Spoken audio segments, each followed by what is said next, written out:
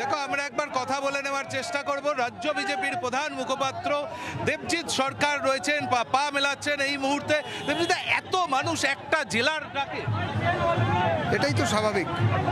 দীর্ঘ 49 বছর পরে পশ্চিমবঙ্গের বাঙালি তারা তাদের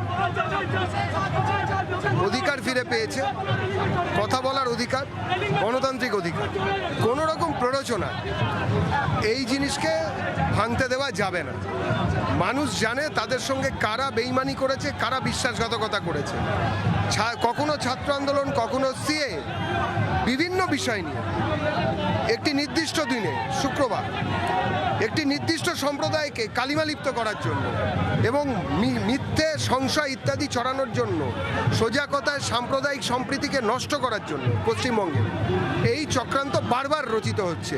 এই জিনিস বন্ধ করা দরকার। যারা ক্ষমতায় থাকলে স্বৈরাচারী আর ক্ষমতা থেকে চলে গেলেই নৈরাজ্যবাদী হয়ে যান, তাদেরকে এবারে পশ্চিমবঙ্গের জাগ্রত জনতা ঠিক রাস্তাটা দেখিয়ে দেবেন।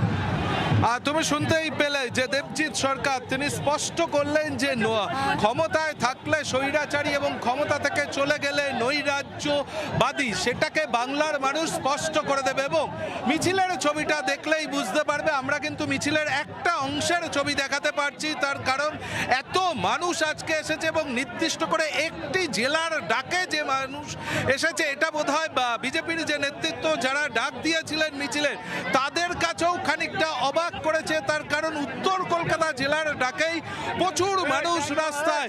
মিছিলের আমরা ঠিক মধ্যভাগের অংশে রয়েছি, মিছিলের শেষ ভাগ কিন্তু এখনো শিয়ালদা স্টেশনেই রয়েছে এবং মিছিলের শুরু ইতিমধ্যেই এসএন ব্যানার্জিতে যারা মিছিলের শুরু তারা অগ্রভাগে রয়েছে, তারা ইতিমধ্যে সহকর্মী সায়ন্ত রয়েছেন আমাদের সঙ্গে। আমি একবার সায়ন্তর কাছে চলে যাবো। সায়ন্ত, উত্তর কলকাতার মতো দক্ষিণ কলকাতা জুড়েও মিছিলের ডাক দেওয়া হয়েছে, মিছিলের অবস্থান কোথায়, কি দেখতে পাচ্ছ ছবিটা একবার তুলে ধরো।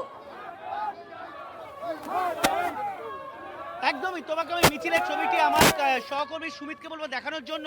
তুমি যে মিছিল দেখতে পাচ্ছ এখন ঢাকুরিয়া যে ব্রিজ রয়েছে সেই ব্রিজের শেষ প্রান্তে, অথচ তার যে লেজ অর্থাৎ সেটা যেখান থেকে শুরু হয়েছিল সেখানে কিন্তু লোকজন এখনো ঢাকুরিয়া ব্রিজের উপর উঠতে পারেনি। অর্থাৎ যে বিপুল পরিমাণে লোক হয়েছে সেই ছবি তুমি দেখতে পাচ্ছ। প্রত্যেকের হাতে তেরঙ্গার পতাকা রয়েছে এবং তারা কিন্তু মূলত এই দেশের পতাকা নিয়ে এই তেরঙ্গা যাত্রা, যেটা গোলপাক থেকে শুরু হয়ে যাদবপুর থানা পর্যন্ত যাচ্ছে। আমার সহকর্মী প্রদীপ্ত যেটা বলছিল যে উত্তর কলকাতার নেতৃত্ব যেরকম বিশ্বাস করতে পারছেন যে এত লোক এসছে, তেমনই কিন্তু দক্ষিণ কলকাতার নেতৃত্ব তারা কল্পনাতেও আনতে পারেনি যে এই মিছিলে এই বিপুল পরিমাণে সাড়া মিলবে।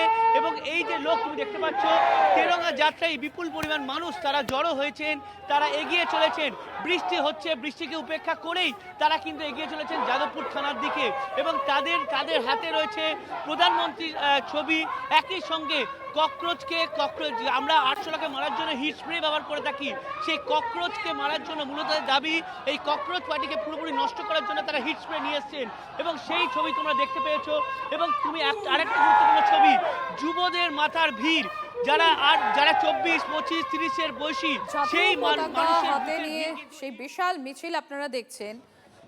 শহরের উত্তর প্রান্ত এবং দক্ষিণ প্রান্ত দু জায়গাতেই চলছে এই প্রতিবাদ